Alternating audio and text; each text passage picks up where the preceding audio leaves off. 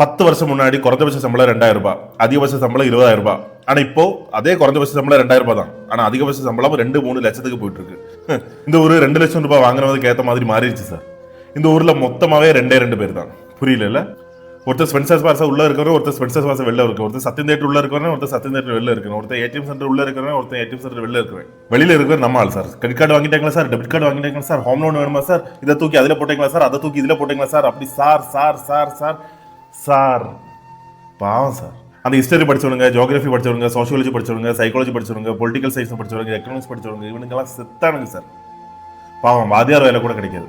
இந்த வாழ்க்கை, வசதி, சந்தோஷம், அது இந்த எம்பிஏ படிக்கிறவனுங்க, எம்சிஏ படிக்கிறவனுங்க, அண்ணா யூனிவர்சிட்டியில் இன்ஜினியரிங் படிக்கிறவனுங்க, டாக்டருக்கு படிக்கிறவனுங்க, இவனுக்கெல்லாம் மட்டும்தான் சார். நோக மனிதர் பார்க்கும் வாழ்க்கை நீ உண்டானான் பாரதி. அதுதான் சார் இங்கே நடக்குது. நீங்களும் தான் வாழக்கூடிய இந்த ஊர் ரொம்ப ரொம்ப மோசமானது. இன்னைக்கு நீங்க சாப்பிட்ற ஒரு வாய் பீஸாக்காக, ஷூக்காக, கண்ணாடிக்காக நீங்க கொலை செய்யப்படலாம். பண்ணிட்டு இருக்காங்க. Got it? Beware of it.